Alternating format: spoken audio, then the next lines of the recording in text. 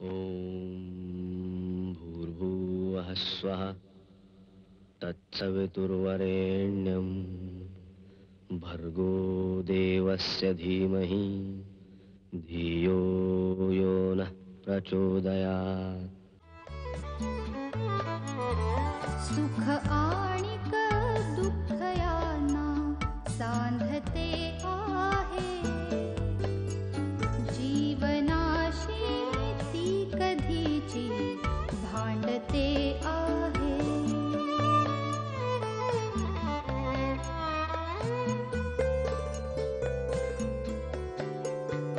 दोन डोळ्यांनी मुक्याने बोलताना ती वेगळे काहीतरी बघ सांगते आहे.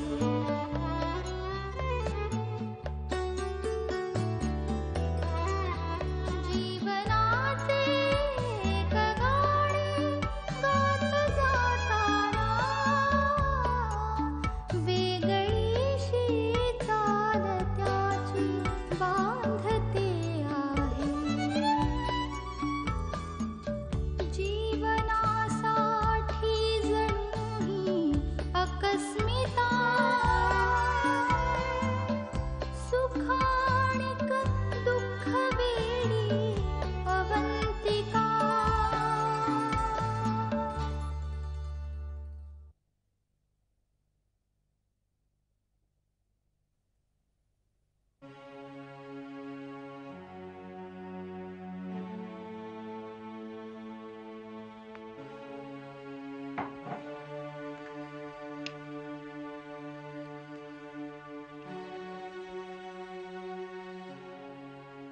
हॅलो अवंतिका, अगं उर्मिला बोलतीये.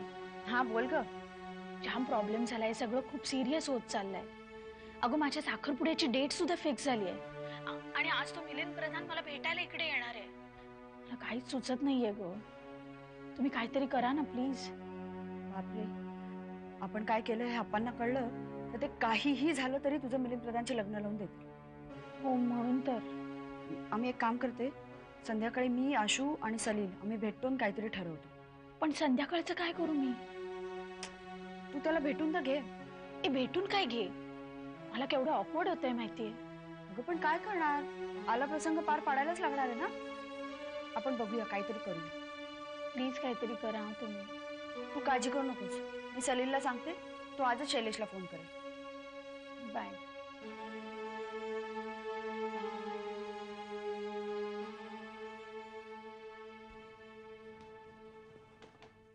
सर,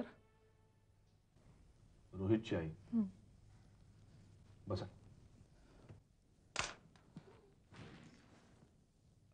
सर मला मदत करा सर. काय झालं? रोहितला जामिनावर सोडवण्यासाठी सुद्धा पैसे नाहीत माझ्याकडे. म्हणजे तो चुकला याच्यात वादच नाही, तसं त्याला मी नेहमीच खूप समजवायची, कधी रागावून कधी प्रेमानं. पण अपयशी ठरले सर मी. अपयशी तर आम्ही ठरलो होतो एका अर्थाने जावडेकर बाई. नाही सर, हे अपयश आपलं नाही, हे त्याचंच आहे आणि त्याला ते कळत नाहीये.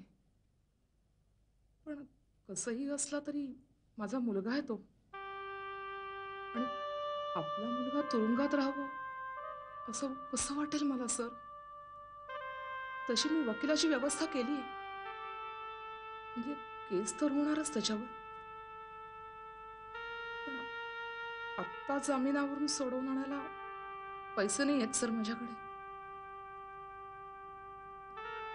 सर तुम्हाला वाटेल या बाईला काही लाज बीड काही आहे की नाही, एवढं सगळं होऊन सुद्धा ही परत पैसे मागायला आली. सर काय करणार मी? अहो साधी क्लार्क आहे मी, आणि एवढे पैसे.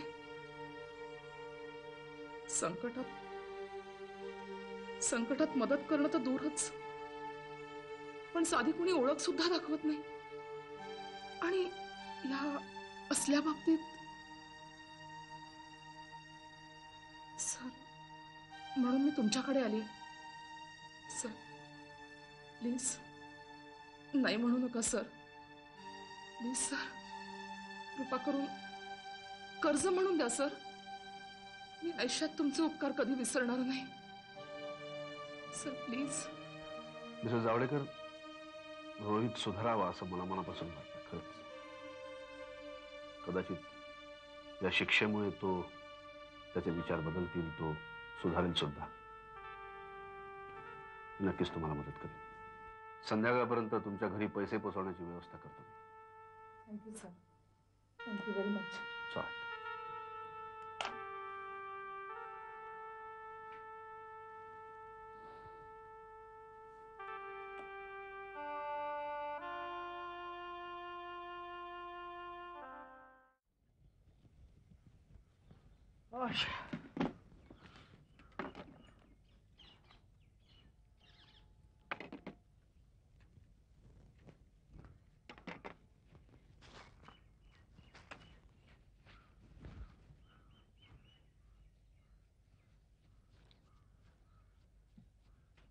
खूप फिरलो नाही आज. पण खूप मजा आली ना शॉपिंग करायला. ओ या. मार्केटमध्ये ग्लास आणि टाईलची एवढी व्हरायटी आहे ना, इट्स रिअली अमेझिंग. मी की नाही तुमच्या केबिनसाठी एक छान ग्लास बघितली आहे. Come on darling, why are being so formal? मी तुला तुझ्यापेक्षा मोठा वाटतोय का? हा, नाही असं नाहीये. मग कसं आहे? सॉरी. तुझ्या कूल. मी तुझ्या केबिनसाठी एक मस्त ग्लास बघितली आहे आणि आर्टिफॅक्ट्स तर इतके सुंदर आहेत. Really? Are you happy? I am very happy. तू बघशीलच, तुझ्या ऑफिसचं इंटिरियर मी असं चेंज करून टाकीन ना, तुला ओळखताच येणार नाही तुझं ऑफिस आहे. छान आहेस. सॉरी. आय मीन छान आहे तुझा कॉन्फिडन्स. Thank you so much. आवडला मला. Excuse me.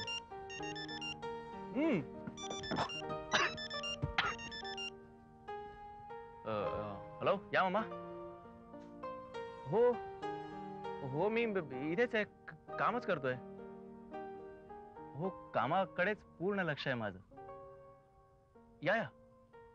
नाही नाही, काही लागलं तर तू मला फोन कर. ओके?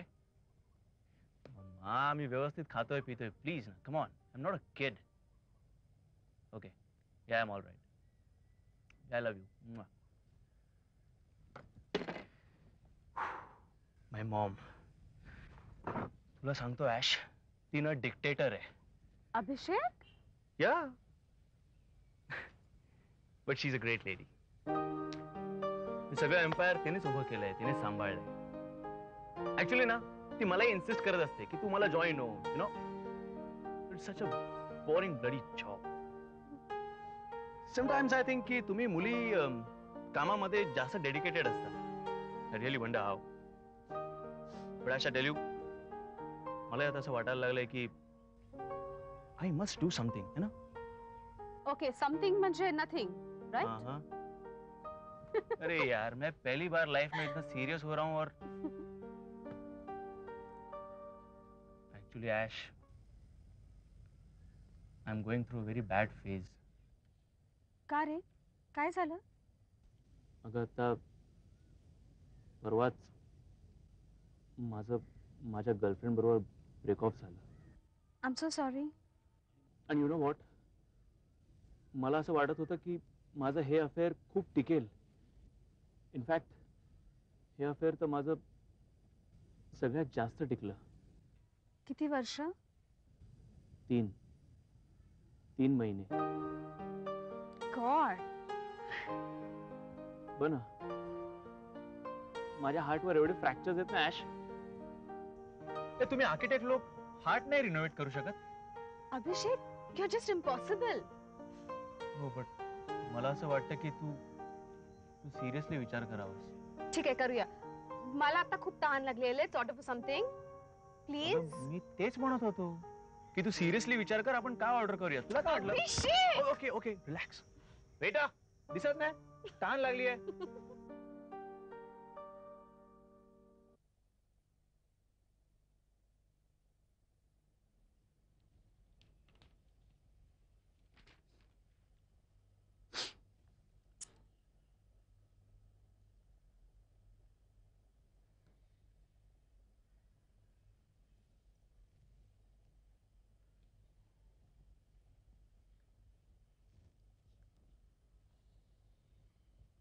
काय ताई, कसं वाटतंय? बरं वाटतंय. तुला ना विचारण्यात काही अर्थच नाही. अरे मला खरंच ताप नाही आता. अविनाशचा फोन आला होता? नाही, कामात असेल ना तो. पण त्याला कळलं असेल ना? बाबा सांगणार होते.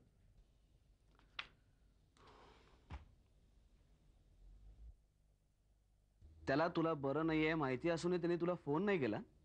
करेल ना. तू त्याच्या फोनची वाट पाहतेस आणि म्हणून तुला झोप येत नाही, हो ना? नाही नाही, तसं काही नाही आहे. अरे तसं काही नाही. काय औषध घेतलंस का? हो,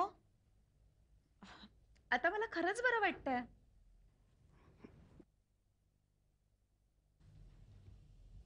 मी फोन करू अविनाशला? नाही नको, त्यालाच करू दे. त्यालाच करू दे. हॅलो. हा हा, हो आता तुमच्याच फोनची वाट पाहत होतो. देऊ नक्की.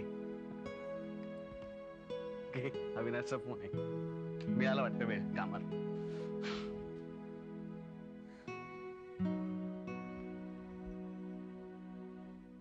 हॅलो. कशी आहेस? बरी आहे आता. ताप उतरलाय का आता? हो. सानिका, तुला बरं नव्हतं तर मला का नाही सांगितलंस तू? अवंतिका बरोबर निघण्यापूर्वी निदान ऑफिसमध्ये तरी मला फोन करायचा होता. तू अशी तडकाफडकी निघून गेलेला आईला नाही आवडले. अगं तुझी इथे काळजी करायला आम्ही नव्हतो का? नाही तसं काही नाही आहे. मग तिथे जायची काय गरज होती मला सांग. एनिवे आता तू गेली असत राहा तिथे. 2-3 दिवस चांगला आराम कर. तिथे आल्यानंतर काय परत तुला कामं आहेतच. मी उद्या सकाळी तुला भेटायला येतो. खरंच येशील? हो, ऑफिसला जाण्यापूर्वी तुमच्याकडे येऊन जातो. तेव्हा आपण बोलू. Okay bye. चल, काळजी घे स्वतःची. बाय.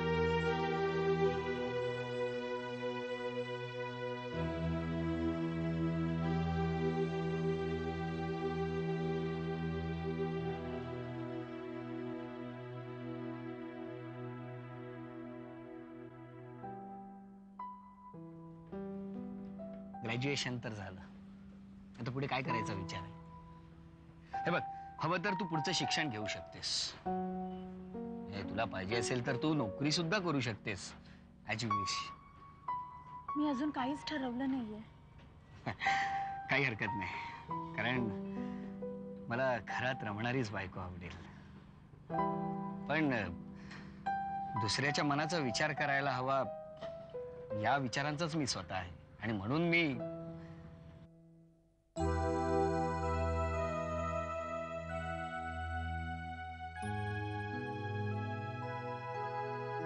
काय झालं? Any problem? अगं मी मगासपासून तुझ्याशी एवढं बोलतोय, तू काहीच बोलत नाहीयेस. काय झालं? काय बोलू? उर्मिला, मी तुला पसंत आहे ना? अगं तू मला खूप आवडायला लागलीस.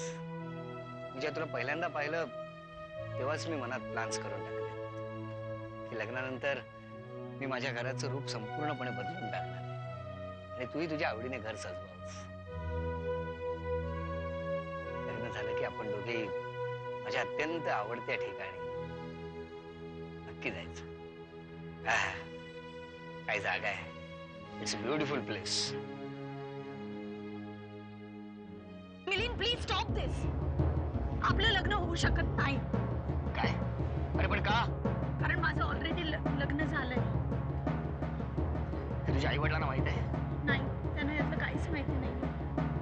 I see. मी त्यांच्या नकळत तू लग्न केलंस. हो, पण मिलिंद प्लीज, तू यातलं काहीच आई अप्पांना सांगू नकोस. मी अप्पांना सांगणार. नाही मिलिंद, प्लीज प्लीज मिलिंद, यातलं काहीच आई अप्पांना सांगू नकोस. Milind please please. मिला, अगं एनी प्रॉब्लेम? काय झालं?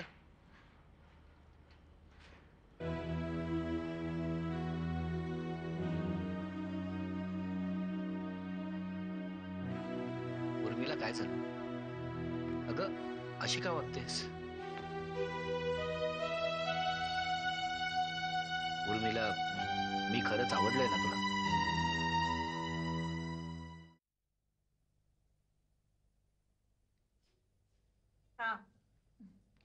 अगं आता पुरे किती खायला देणार आहेस तू मला? काय ग चिमणीसारख्या खाता तुम्ही म्हणून तुमच्या तब्येती आहे अशा. आई तू म्हणजे ना खाण्याचा नुसता भडीमार करते. फळं, मिल्कशेक, ज्यूस, जेवण काय ग आई? पण 2 दिवसात तब्येत सुधारली की नाही तुझी? खरंच सगळं आता मला कळलं मुली एकसारख्या माहेरी का पळतात त्या. आई मी जाऊ आता? का ग एवढ्यातच 2 दिवसात? अगं मी इथे आले ते अविनाशला आवडलं का नाही ते माहित नाही ना. ते नाही बाई सांगता येत. पण त्याचा काही फोन वगैरे आला होता? हो दुपारी फोन आला होता उद्या सकाळी येतो म्हणून. आई मी जाऊ का ग परत आता? अगं बरं दिसत नाही ना. मी इथे आले तर अविनाश म्हणाला आम्ही तुझी काळजी घेतली नसती का म्हणून. अगं आता मला बरं वाटतंय. आणि अवंती म्हणाली ना तसं मी कामावर रिझ्यूम व्हायचा विचार करते. नाही ते एक बरंच होईल सानिका. पण तुला एक विचारू? विचार ना. इथे तुला काही त्रास नाही ना ग? काय तू सहसा कधी अशी आजारी पडत नाहीस म्हणून विचारते. छे ग तसं काहीच नाहीये. हा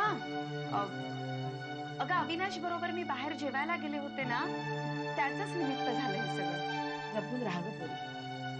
तुला एक सांगू, नवऱ्याचं सासरच्यांचं मन जर जिंकायचं असेल ना तर नेहमी उत्साही आनंदी राहायला हवं. ती एक प्रकारची इन्व्हेस्टमेंट असते. म्हणजे हे बघ, थोडासा त्रास सहन करायचा, आपण सहन करायचा, आपण ऍडजस्ट करायचं. माणसं चांगली वाईट भेटतातच, आपण थोडंसं ऍडजस्ट करायचं.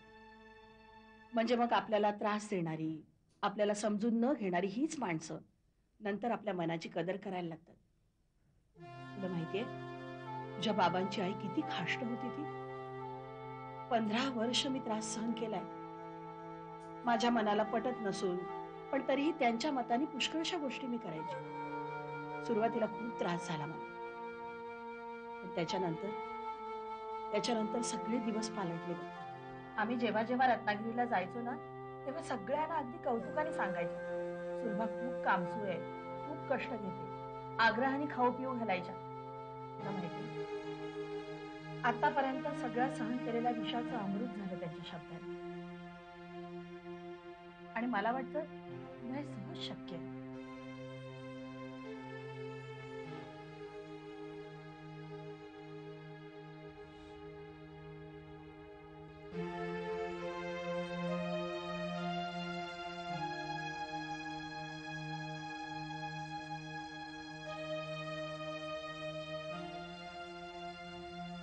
काय रे, कशी आहे तिची तब्येत?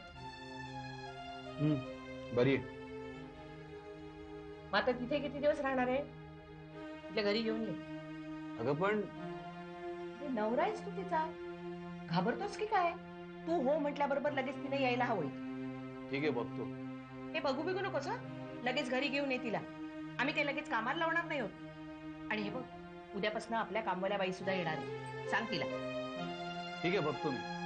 आणि मलाही तिच्याशिवाय करमत नाही. हो का? बरं बघतो मी उद्या.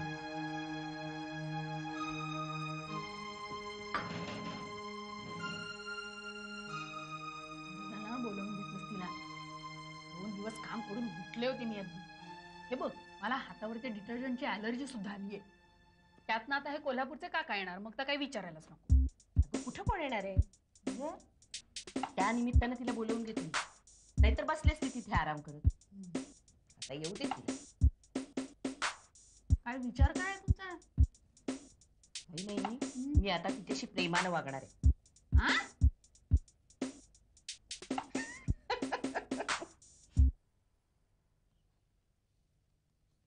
बाबा कॉफी. थँक्यू. काय कसं काय चाललंय जॉब तुझा? मस्त. आणि मुख्य म्हणजे पाटेकर अंकलनी आम्हाला इंडिपेंडेंटली काम करायला दिलं, त्यामुळे जास्त उत्साह वाटतो. लग्नाबिग्नाचा काही विचार आहे की नाही? काय बाबा, का? छे, मी आणि अश्विनी अजून 2 वर्ष तरी अजिबात लग्न करणार नाही. 2 वर्ष? तुझी आई थांबणार आहे का? बाबा तुम्ही सांगा आईला. सानिकाच्या लग्नाची सुद्धा घाईच केली. आमच्या कॉलेजमध्ये माहितीये 2-3 वर्ष आर्किटेक्चरची करून मुली घर संसार करत बसल्या. आणि काही काही सिनियर तर अशा आहेत की आर्किटेक्ट झाल्यात पण डिग्री लावलीये सर्टिफिकेटच्या फाईल मध्ये. आणि उद्या तुझ्यावर तशी वेळ आली तर? नो वे. काहीही न करता नुसतं घर संसार सांभाळत बसणाऱ्यातली मी नाहीच. काही पण करेन पण मी स्वतःची अशी आयडेंटिटी निर्माण करीनच. I know that. आणि मलाही तसंच वाटतं. मी आमच्या कॉलेजमध्ये बघतो ना, मुलांपेक्षा मुलीच जास्त सिन्सिअर असतात करिअरच्या बाबतीत. अरे आपल्या आई वडिलांनी कुठल्या परिस्थितीत किती कष्ट करून आपल्याला शिकवलेलं असतं, त्या मुलांना जाणीवच नसते अजिबात. बाबा मी तपासू थोडेसे? नीट तपासील? चल घे.